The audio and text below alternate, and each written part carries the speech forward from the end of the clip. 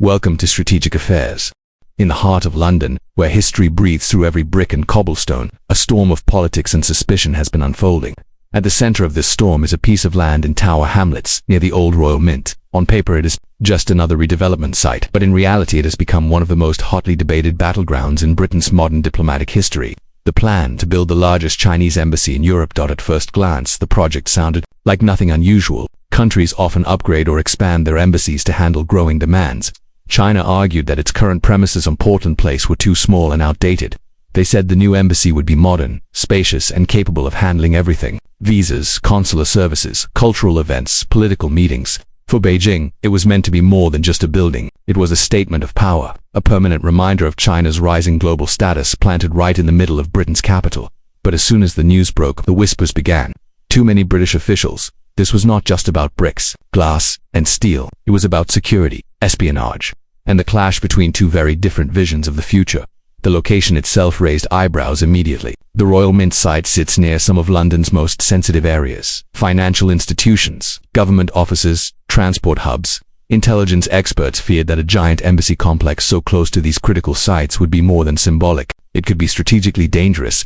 In an age where wars are not just fought with bombs and guns, but with data, surveillance, and cyber attacks, the idea of such a compound sparked deep unease. Imagine this. Within the walls of a massive, heavily fortified embassy, protected by international law, foreign intelligence operations could quietly unfold. Communications could be intercepted, networks could be monitored, sensitive government chatter floating through the air around Parliament and nearby ministries could be tracked with advanced technology hidden behind diplomatic immunity. Too many in Britain's security services. This wasn't just speculation. It was a realistic risk, one Britain could not ignore. The memory of the Cold War still lingered in the minds of older intelligence officers. Back then, embassies were known to hide listening devices, to tap phone lines, to run covert operations right under the host nation's nose. Times may have changed, but the tactics had evolved. Instead of crude wiretaps, there were now powerful digital surveillance tools. Instead of secret meetings in smoky rooms, there were encrypted servers humming quietly in basements. For some, the Chinese embassy plan felt like the Cold War reborn in a digital age. And yet, this was not just a debate about espionage, it was also a debate about trust, about the fragile relationship between Britain and China. Over the past decade, that relationship had been tested again and again, from disagreements over Hong Kong's freedoms to human rights issues in Xinjiang, from disputes over trade to the banning of Huawei from Britain's 5G network. Each confrontation had chipped away at what was once described as a golden era of UK-China relations. Against this backdrop, the idea of allowing China to build a fortress-like embassy in the heart of London felt, to many, like an invitation to trouble. Local politicians voiced concern, intelligence officers issued warnings, and community leaders raised their voices. What had started as a planning proposal quickly turned into a national security crisis. The people of Tower Hamlets found themselves pulled into a drama that stretched far beyond their neighborhood. They worried about protests, about security, lockdowns, about their streets being turned into a stage for clashes between demonstrators and police. Some said the land should be used for housing or public services, not for what they called a diplomatic fortress. For them, this wasn't just about China or espionage. It was about their daily lives, their children's schools, their sense of safety in their own community. Inside Westminster, the debate grew louder. Members of Parliament demanded answers. Was the UK government really prepared to host such a massive foreign complex so close to sensitive institutions? Could conditions be imposed to reduce the risks? Or would rejecting the embassy outright create a diplomatic crisis with one of the world's most powerful nations?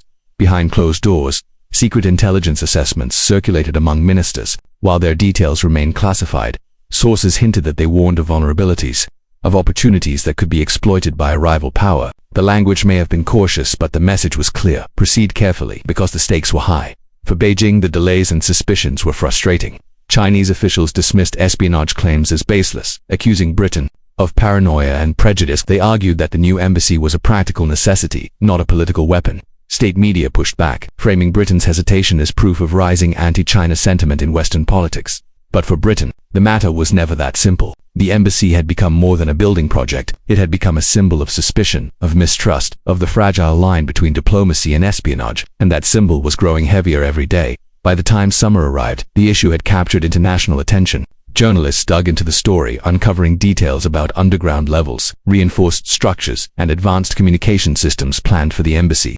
Cybersecurity experts warned that such infrastructure, while normal for large diplomatic compounds, could easily be turned into tools for surveillance. Washington added its voice, quietly encouraging Britain to stand firm. The United States, locked in its own strategic rivalry with Beijing, made it clear that London's decision would echo far beyond its borders, and so a simple question began to take hold in the public imagination, one that would define the entire controversy. Was this embassy truly just a diplomatic fortress meant for cultural exchange and consular services, or was it, in disguise, a spy hub waiting to be activated in the heart of London? This was no longer just about Tower Hamlets. It was about Britain's future, about how far a nation should go to protect itself, and about the difficult balance between diplomacy and vigilance in a dangerous world. As night fell over London, the Royal Mint site stood empty, fenced off, and silent, but its silence was deceptive, for within those walls lay the heart of a question that would challenge Britain for years to come. What does it mean to be open to the world? And what does it cost to keep the world at bay? The empty plot at the Royal Mint site did not stay quiet for long. As word spread about China's plan to build the largest embassy in Europe, the streets of Tower Hamlets began to change. What had once been an ordinary neighborhood suddenly, it became the stage for one of the most heated diplomatic dramas in Britain's recent history. It started with murmurs. Local residents talked in cafes and schools, in community meetings. Many feared what the embassy would bring: traffic, protests, police lockdowns, endless cameras on their streets. For families already struggling with housing shortages and stretched public services, the idea of a fortress-like embassy rising in their backyard felt like an insult. Why should prime land in their borough be given to a foreign power when locals desperately needed affordable housing? Soon, the murmurs turned into action. Protest banners appeared. Town hall meetings overflowed.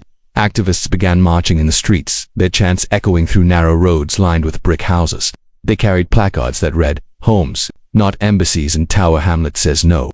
For them, this was not about geopolitics. It was about their homes, their children, their right to shape their community. But even as protests grew, another layer of the story began to unfold. One hidden in the shadows of power. Leaks began to surface.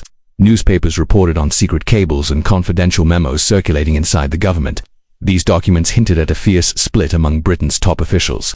Some argued that rejecting the embassy outright would be too dangerous, that it might provoke Beijing into retaliation against British businesses, students, even diplomats abroad. Others insisted that security came first, that Britain could not afford to allow what one memo allegedly described as a potential espionage fortress to take root at the heart of its capital. The press seized on these revelations, turning the embassy story into front-page news.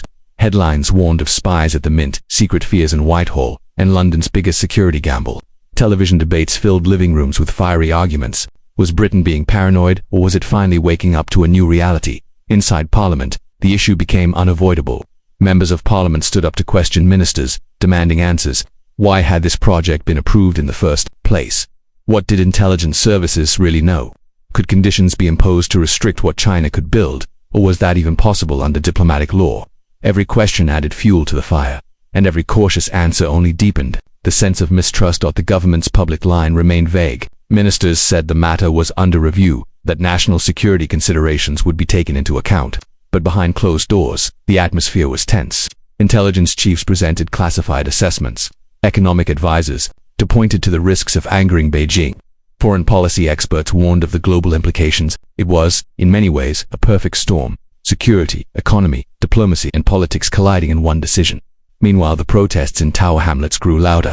On weekends, crowds gathered near the Royal Mint site, waving flags and chanting slogans. Some demonstrations were peaceful, filled with families and children. Others turned tense, with police forming lines as protesters clashed with countergroups. For local residents, the fear became real. Their streets were no longer just quiet corners of London. They had become a front line in a battle between global powers. The Chinese embassy, still operating from Portland Place, pushed back hard. Officials issued statements dismissing the accusations as baseless, calling the protests misguided and politically motivated. They insisted that the embassy was a simple necessity, that China had every right to upgrade its facilities just like any other nation. To them, Britain's hesitation was proof of rising hostility, of anti-China sentiment infecting politics. But for many in Britain, the symbolism was unavoidable. This was not just an embassy. This was a fortress rising in the heart of London, at a time when relations with Beijing were colder than ever. The idea of granting China such a stronghold felt, to some, like surrendering part of the city itself. And then came the whispers of Washington's hand. American officials, it was said, were quietly urging Britain to take a hard line. The United States, already locked in its own struggle with China, saw the embassy as more than a local issue. It saw it as a test of loyalty, a question of whether London stood firmly with Washington in the new age of global rivalry. For Britain, that added another layer of pressure. Rejecting the embassy might anger Beijing, but approving it could upset Washington. This left the British government walking a dangerous tightrope. Every choice came with consequences. Every option carried risk. Approve the embassy and risk espionage, protests and accusations of weakness. Reject it and risk a diplomatic war with the world's second-largest economy. Through it all, the Royal Mint site stood silent, a patch of land fenced off and waiting. Yet in its silence it had become one of the loudest symbols in Britain's political life. It represented not only the clash between Britain and China, but also the clash between local and global, between ordinary lives and international power struggles. The more the protests grew, the more the debates deepened, and the more Britain realized that this was no longer just about one embassy. It was about what kind of nation Britain wanted to be, a nation that welcomed global powers with open arms, even at the cost of security, or a nation that stood its ground, even at the risk of economic pain and diplomatic fallout. As summer turned to autumn, one thing became clear. The Royal Mint controversy was no longer a planning dispute. It had become a mirror reflecting Britain's fears, its divisions, and its uncertain future in a world increasingly defined by rivalry and suspicion. The question that lingered in every debate, in every protest, and in every headline was simple, yet impossible to answer. Was this embassy truly a diplomatic fortress to serve the needs of a growing superpower? Or was it something darker, a spy hub waiting to peer into the heart of Britain? By the time the Royal Mint site dispute reached its peak, it was no longer just a local or even a national issue. It had become an international drama, with London caught between two giants, Washington and Beijing. The quiet streets of Tower Hamlets had transformed into a stage where the great powers of the world were silently wrestling for influence.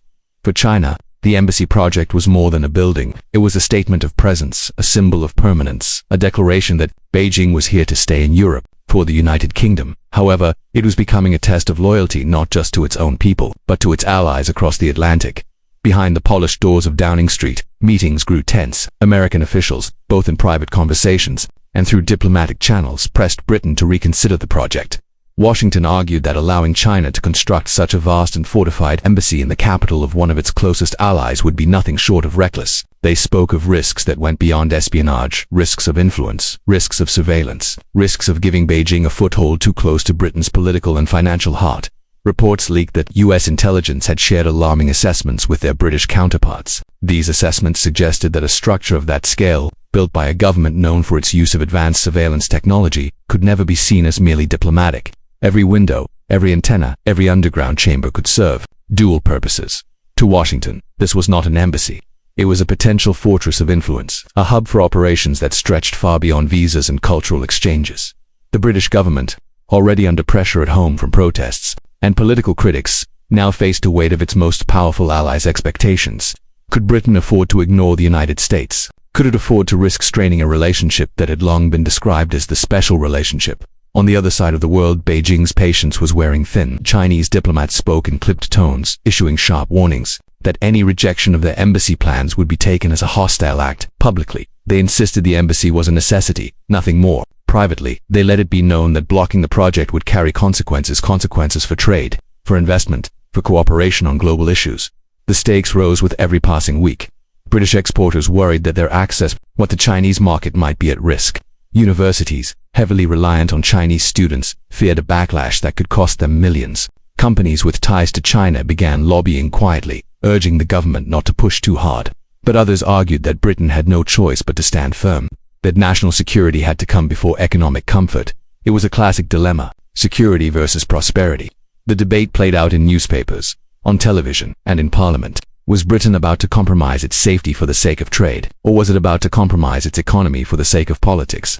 Every opinion seemed to carry weight, and every decision seemed fraught with danger. Meanwhile, the streets told a different story. Protests continued outside the Royal Mint site, but now they were joined by counter-protests groups waving Chinese flags, demanding that Britain respect diplomatic norms, accusing critics of fueling hysteria. The atmosphere grew tense, and police presence increased. For ordinary residents, life in Tower Hamlets had become a daily reminder that the global balance of power was no longer far away. It was right at their doorstep. Journalists dug deeper, uncovering links between lobbying efforts, political donations, and business interests tied to Beijing. Commentators warned that Britain was at risk of becoming the next battleground for influence operations. Caught between appeasing one giant and defying another, each new revelation pushed the embassy project further into the spotlight, and each headline made it harder for the government to stay silent. In Parliament, fiery debates unfolded. One side argued that Britain could not allow its sovereignty to be compromised. If we hand over the Royal Mint site, what's next? They asked. Are we willing to turn a blind eye to security risks just because we fear economic retaliation? The other side pushed back, pointing out that Britain's economy was already fragile, that Brexit had strained trade, that alienating Beijing could trigger consequences the country was ill-prepared to face. But the shadow of Washington loomed largest. The United States was making its expectations clear. In high-level meetings, American officials suggested that Britain's decision would be remembered in the years to come.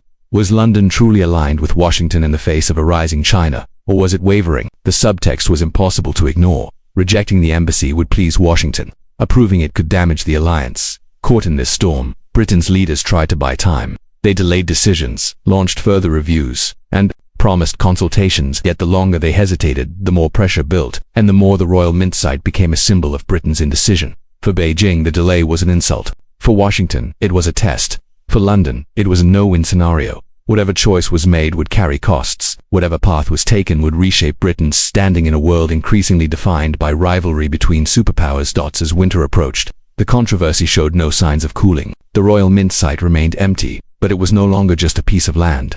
It was a question hanging over Britain, in a world where power was shifting. Whose side was it truly on? And as that question lingered, the whispers grew louder.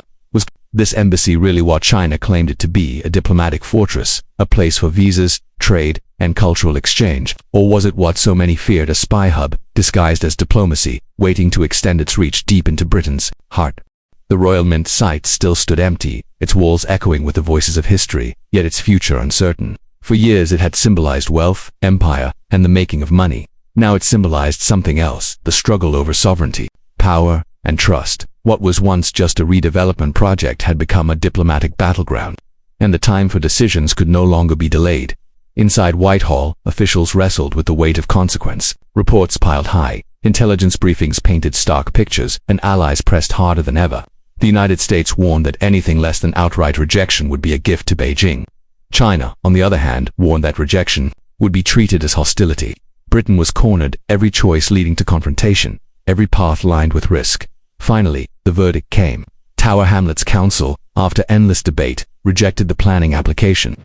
Their reasons were, framed in local language, issues of traffic, housing, security, and community disruption. But everyone knew this was more than a local issue. The Council's decision echoed across continents.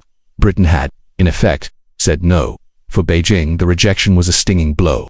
Publicly, Chinese officials expressed regret and called for dialogue. Privately, the frustration ran deep. This was not just a setback in real estate, it was an insult to their vision of influence, a dismissal of their presence on European soil. For China, the embassy was meant to be a fortress of legitimacy. Its rejection was a reminder that mistrust still defined its relationship with the West. In London, the rejection sparked celebration among critics and relief among security hawks. Protesters who had gathered for months outside the Royal Mint site cheered. Local residents felt their voices had been heard. Analysts called it a victory for vigilance, a moment when national security had been placed above politics and trade. But victory came with a price. Almost immediately, Beijing began signaling its displeasure. British exporters reported growing difficulties accessing Chinese markets. Educational institutions sensed a cooling of cooperation. Diplomatic channels grew colder, meetings more formal, conversations more strained. Britain's decision had drawn a line, but the cost of drawing it was becoming clearer with each passing week. Meanwhile, Washington was pleased. For American officials, the rejection was proof that London remained aligned with its closest ally. Statements of support flowed from across the Atlantic, praising Britain's caution and vigilance. Yet some observers noted that Britain's choice, while strengthening ties with Washington, had pushed it further away from Beijing. In a world increasingly divided, the UK had shown its hand. For ordinary Londoners, the story was far from over. The Royal Mint site remained fenced off, its future unresolved. Would it become housing, a public space, or would it linger as an empty reminder of what might have been? The debate over its use continued, but now it carried the weight of geopolitics. Every suggestion, every plan, was judged not just for its practicality but for what it symbolized. The controversy also left scars. Tower Hamlets residents had lived through months of tension, protests, police patrols, and political theater. For them, this was never just about China or Washington, it was about their streets, their homes, their right to live without being caught in the middle of global rivalry. They had watched as their neighborhood became a stage for spies, diplomats, and politicians, and many were left asking a simple question: when would life return to normal? In the broader picture, Britain's rejection of the Chinese embassy was more than a planning decision. It was a statement of identity. It was Britain choosing who it trusted and who it feared. It was Britain defining its place in a world where neutrality was no longer an option. The Royal Mint site became a symbol not just of power struggles between nations, but of the everyday choices that define global politics. For China, the embassy may yet find another location. Beijing is unlikely to give up on its ambition to expand its presence in London. For Britain, the challenge will be to manage the fallout, to hold firm in its security stance without allowing relations to collapse entirely. Diplomacy will continue, deals will be made, trade will flow, but suspicion will linger. The story of the Royal Mint site teaches something larger, that in the 21st century, even bricks and mortar can become weapons of influence. An embassy is no longer just a place for flags and diplomacy, it can be a fortress, a listening post, a stage for power projection. In a world defined by cyber warfare, surveillance and mistrust, nothing is simple. Every building, every project, every decision carries hidden meanings. As Britain moves forward, its leaders know the world is watching. Other nations will look at this case and draw conclusions. Some will see Britain as cautious and wise, others as confrontational and short-sighted. History will decide which view prevails. But for now, the Royal Mint site stands as a monument to a battle that was fought not with bullets or bombs, but with debates, protests, and decisions. Was it a diplomatic fortress, or a spy hub in disguise? The truth may never be fully known. What is certain is that the question itself reshaped Britain's politics, strained its alliances, and exposed the fragile trust at the heart of international relations. And perhaps that is the real mystery of the Royal Mint site. Not what was built, but what was revealed. A world where embassies are no longer symbols of friendship, but of fear. A world where the line between diplomacy and espionage is thinner than ever. A world where even a patch of land in London can ignite a storm that reaches across the globe. The Royal Mint remains silent, its walls unmarked by China's presence. But in that silence lies a story of power, secrecy, and resistance. A story of how one building became the center of a struggle that shook Britain's confidence, tested its alliances, and revealed the hidden battles shaping our world today.